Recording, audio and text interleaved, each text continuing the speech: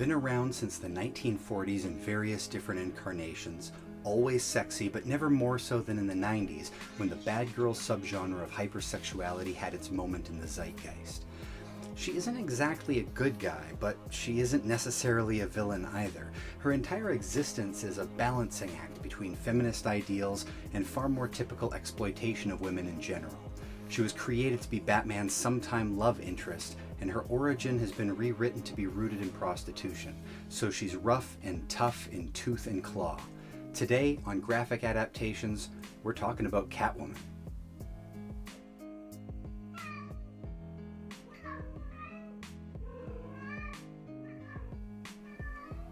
Sometimes it feels weird to explain stuff that you think everybody knows. Like, I say Catwoman and I expect over 95% of people to have an image in their head of their Catwoman. And there have been so many different versions over the years. You could be thinking about Lee Merriweather or Eartha Kitt, or the animated series Catwoman voiced by Adrienne Barbeau, or her early comic appearances, or her more contemporary cinematic interpretations played by Zoe Saldana or Anne Hathaway, or one of the most iconic Catwomen ever, Michelle Pfeiffer. And the comic also has numerous different eras for us to pore over, but for our purposes here today, I'm going to keep it simple. Since this is a Bad Girls edition of Graphic Adaptations, it makes sense to go back to 1993 and focus on the Joe Duffy and Jim Balent run of the character for our comic book. Well, maybe I'll include one other version of Catwoman that I think is a must-read. And for the adaptation, I could get tricky and pick Batman Returns, because that would technically be a Catwoman on the big screen, but no, I'm going to go into the heart of darkness. Yeah, you know what's about to happen. I'm gonna watch whatever this is. We'll get to it. But right now I want to acknowledge that Catwoman, more than most other characters, has no clear origin story. Originally in the Golden Age, she was a stewardess with amnesia. Post-1987 Frank Miller Year 1, she was a prostitute. On Earth 2, she married Batman and gave birth to the Huntress. In Batman Returns, she was killed by Christopher Walken and brought back to life by cats for no reason at all. In the case of the Gotham TV series, she's a 13-year-old love interest for a young Bruce Wayne. Despite the murky or contradicting origins, Catwoman has always been a fan favorite.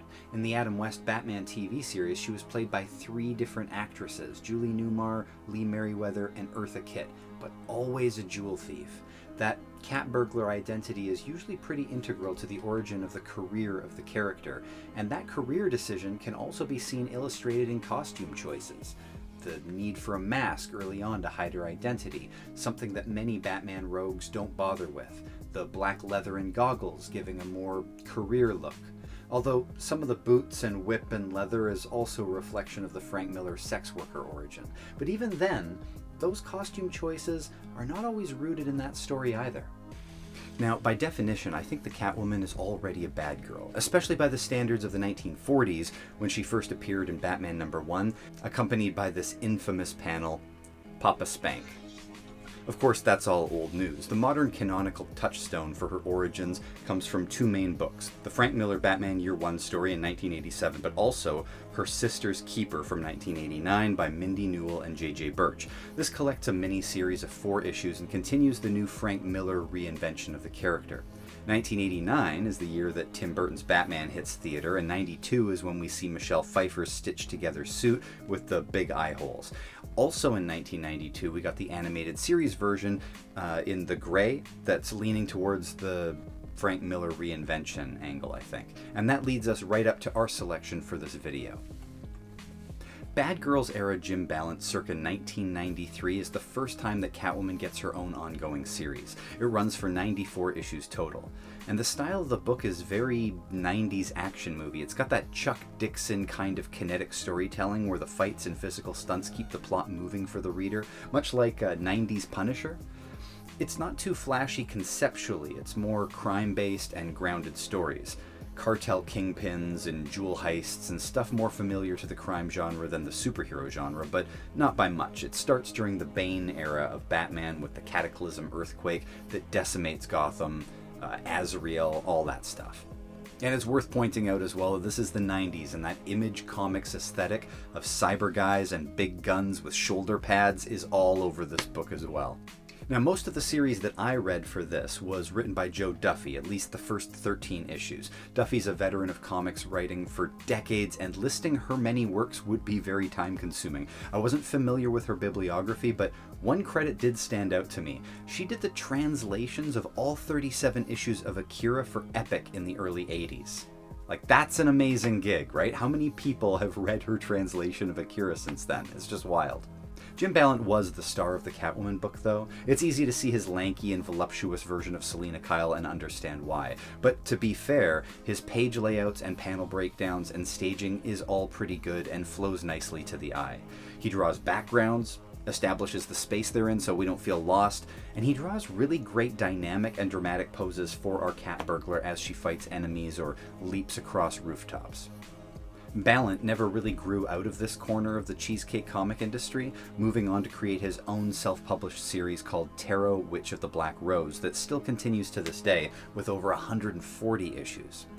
And it's easy to see the style carry over. If anything has changed, it seems like he made the boobs even bigger. I haven't read Tarot, so I can't weigh in on that book, but if he's still doing it, there must be fans who love it.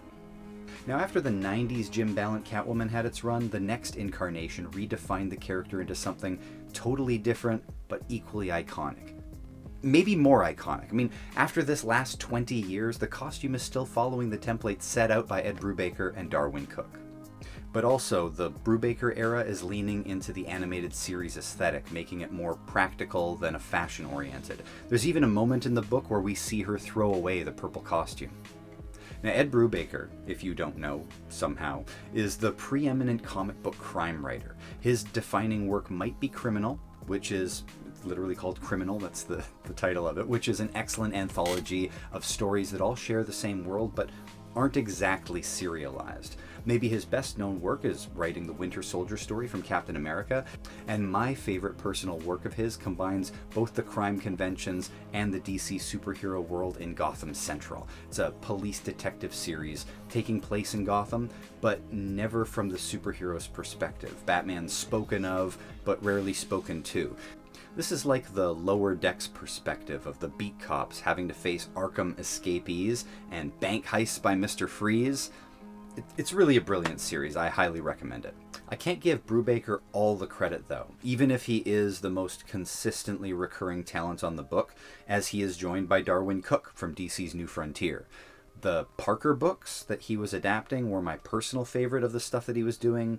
Cooke has this great Silver Age quality to his artwork that's something I think we see in Bruce Timm's work as well in the animated Batman series. And Mike Allred also comes aboard as inker and penciler at different points throughout the series. Allred's another artist whose sensibilities have a classic comic book appeal to them, like a boldness and a simplicity that work incredibly well in the context of this hard-boiled crime caper Catwoman comic book. Now, the compact edition is the shit. It's $13 for the whole thing, and the DC compacts are an amazing value for your dollar. It's got all the parts that you want to read in here, the big score, 1-4, plus the Detective Comics backup stories that bridge that series into a new solo Catwoman series with the first 9 issues. All in this for $13. Grab them before they're out of print.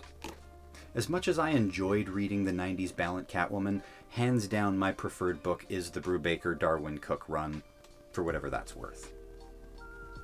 Now the movie.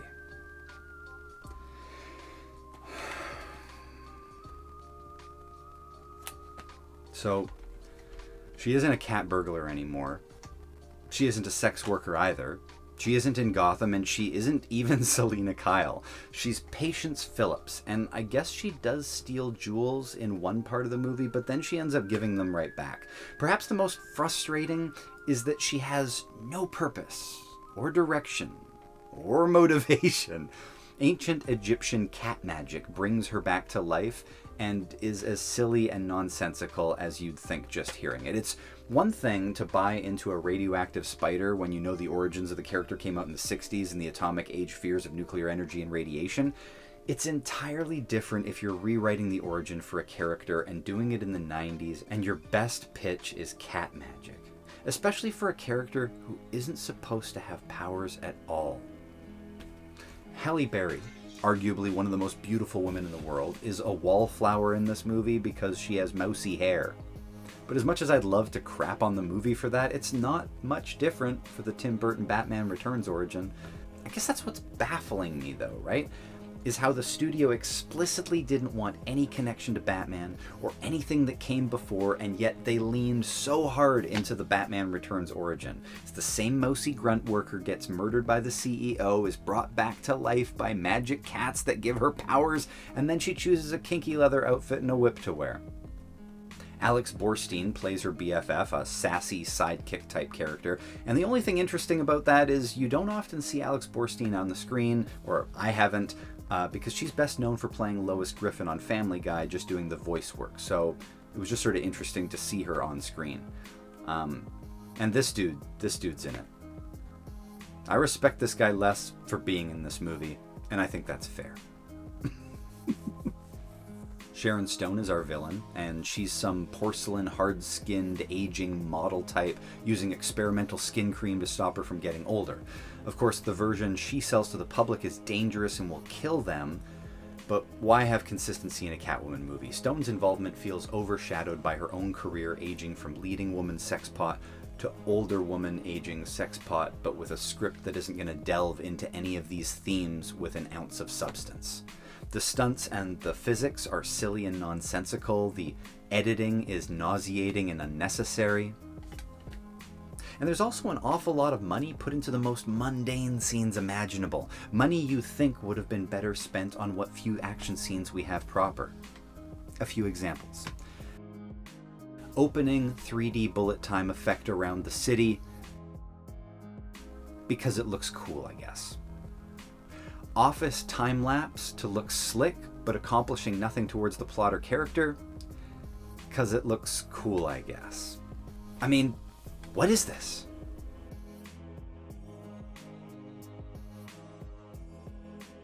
So, yeah, it's a stinker. It's pretty unredeemable. Not even funny enough to be a cult favorite, just inexplicably cringy and perplexing. It doesn't gel into its own world with its own rules. It never gets the viewer comfortable with what's happening. It's just awful. I don't really know what I am anymore. And as bad as I think this Catwoman movie is, there are so many different versions of the character, and each has valid reasons to be your personal favorite or definitive version. I already mentioned that Michelle Pfeiffer is a favorite of mine, so is the animated series Catwoman, voiced by Adrienne Barbeau. That Catwoman is as pure to the core of the character as I think we've ever seen. And I also think her role in Paul Dini's Detective Comics run with Heart of Hush was a pretty solid follow-up to Hush that seems to have been nearly forgotten. That entire run is undersold. But you guys tell me, which is your favorite Catwoman and why? Let me know in the comments below, and I'm going to see you guys all next week.